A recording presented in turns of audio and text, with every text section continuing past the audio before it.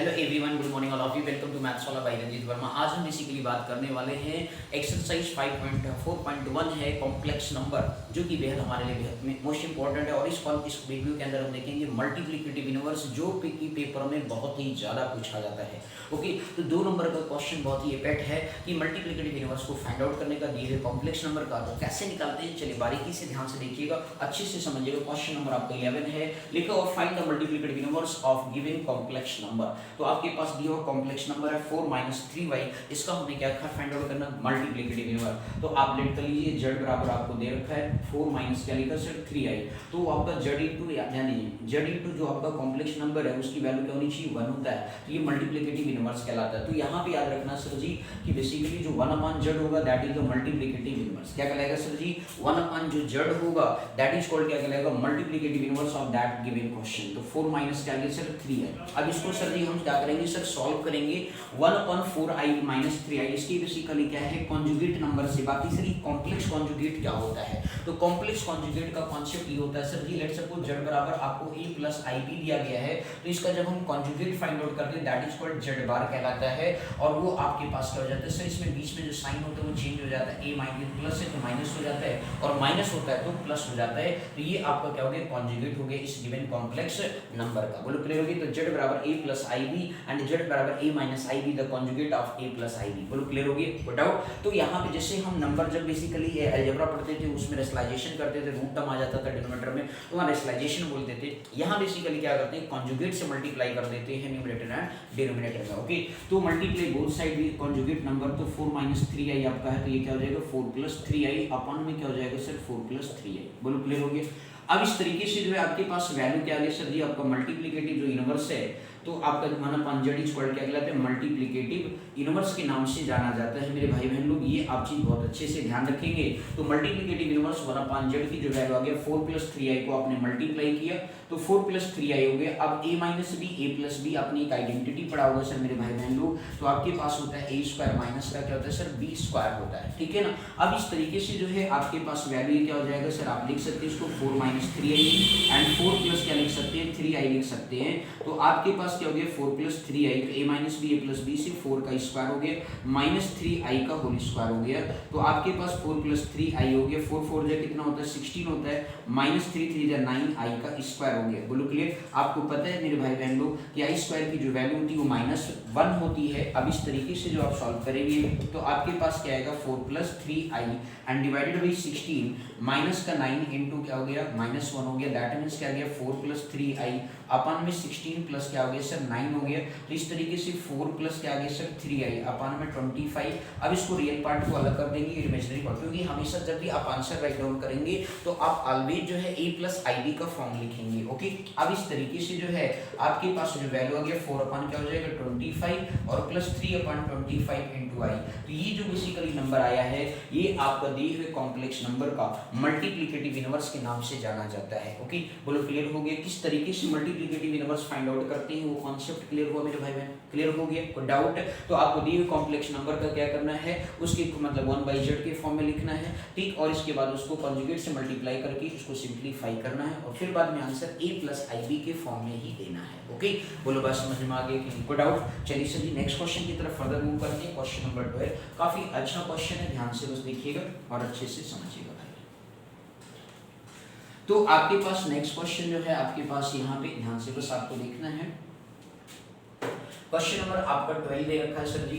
Question number 12 में मेरे भाई बहन लोग लिखा हुआ है रूट में 5 + 3i लिखा है। क्या लिखा है सर जी, रूट आपका 5 + 3i लिखा है। इसका हमें क्या करना सर जी, मल्टीप्लिकेटिव यूनिवर्स फाइंड आउट करना है। तो बाकी सर मल्टीप्लिकेटिव यूनिवर्स कैसे फाइंड आउट करते हैं, तो आपको लेट्स सपोज ये z बराबर लिखा तो 1/z जो है आपका मल्टीप्लिकेटिव यूनिवर्स कहलाएगा।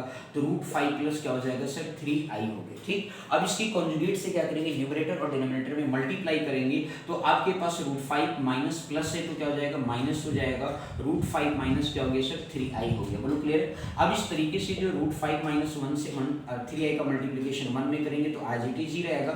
आपका डिनोमिनेटर में a + b a - b है तो रूट 5 का स्क्वायर हो गया और फिर इसके बाद जो है माइनस आपका 3i का होल स्क्वायर, क्योंकि आपने फार्मूला पढ़ा a + b है ब्रैकेट में और मल्टीप्लाई में a - b लिखा तो उसकी वैल्यू जो a² - b² होता है, ठीक। अब इस तरीके से जो आपके पास वैल्यू आ गया रूट 5 माइनस क्या हो गया sir 3i 3i and root 5 का स्क्वायर करेंगे तो 5 हो जाएगा, और आपका 3 3 जा 9 होता है, i का करेंगे तो i स्क्वायर हो गया। बोलो क्लियर। अब इस तरीके से जो है आपके पास वैल्यू जो आ गया रूट 5 माइनस जो है आपका 3i and divide by 5 minus जो है 9 इंटू आई स्क्वायर की वैल्यू क्या होती है -1 होता है। तो अब इस तरीके से यदि आप ध्यान से देखिए तो रूट 5 हो गया और फिर इसके बाद माइनस का 3i हो गया एंड डिवाइडेड बाई जो है 5 माइनस माइनस क्या होता है प्लस होता है, तो 9 आ गया, 9 1 जा 9 हो गया। अब इस तरीके से जो आपके पास वैल्यू आ गया रूट 5 और माइनस का क्या आ गया सर जी 3 आपके पास i आ गया एंड 5 4 कितना होता है सर आपका 9 5 14 होता है। आप इस तरीके से लेंगे। अब आप इसे रियल और इमेजिनरी पार्ट को सेपरेट करके लिखेंगे तो रूट 5 अपान क्या है सर जी ऊपर बायनोमियल टर्म है, रूट 5 अपान 14 हो गया माइनस आपका 3 अपान क्या हो गया 14 इंटू आई। आप इस तरीके से लिख लीजिए, या हो सकता है कुछ बुकों में ऐसा भी लिखा होता है रूट 5 अपान जो है 14 प्लस आपका जो -3 अपान 14 इंटू क्या हो गया सर आई हो गया। तो इस तरीके से जो है क्वेश्चन नंबर 12 का देखिए मल्टीप्लिकेटिव इनवर्स आपने क्या किया सर फाइंड आउट कर लिया। ओके, अब चलिए सर जी नेक्स्ट क्वेश्चन की तरफ फर्दर मूव करते हैं। ध्यान से बस आप बारीकी से बिल्कुल देखते रहिए और अच्छे से क्वेश्चन को क्या करना है समझते रहना, ठीक है। तो चलिए सर जी नेक्स्ट क्वेश्चन है, ध्यान से देखिए। क्वेश्चन नंबर आपका नेक्स्ट क्या कह रहा है सर जी, आपको बिल्कुल बारीकी से देखना है। क्वेश्चन नंबर नेक्स्ट आपका है 13, ध्यान से देखिए। क्वेश्चन 13 ये कह रहा माइनस जो है आपका लिखा आई, ओनली क्या लिखा सर माइनस का आई लिखा। अब आपसे कहा गया सर इसका मल्टीप्लिकेटिव इनवर्स फाइंड आउट करिए, तो आपको इसमें ज्यादा परेशान होने की जरूरत नहीं है सर जी।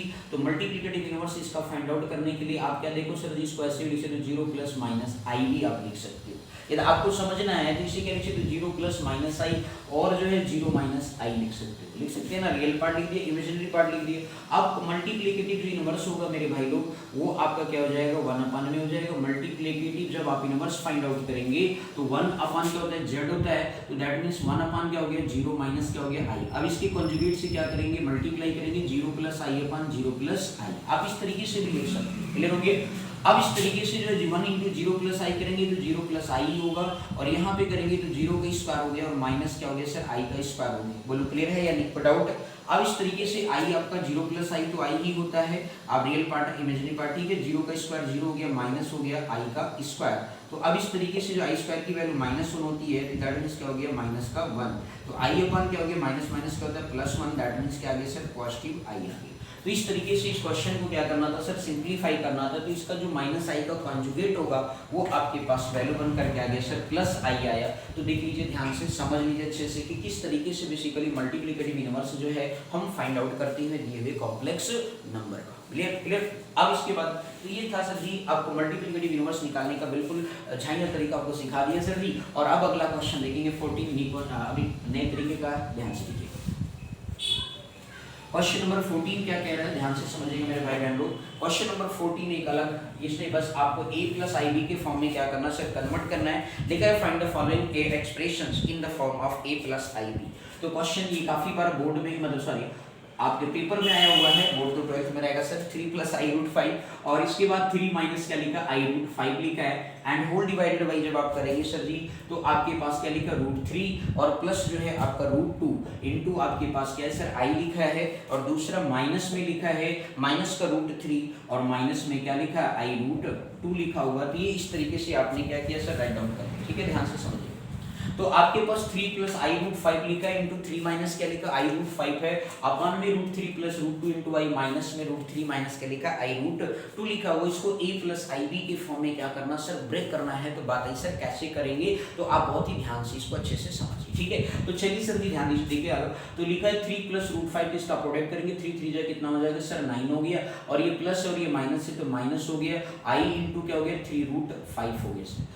अब प्लस आई रूट 5 का करेंगे तो 3 आपका आई आपका 3 रूट 5 ही होगा और माइनस का जो है आपका आई का स्क्वायर हो गया प्लस माइनस माइनस आई स्क्वायर हो गया इंटू रूट 5 करेंगे तो 5 आ जाएगा।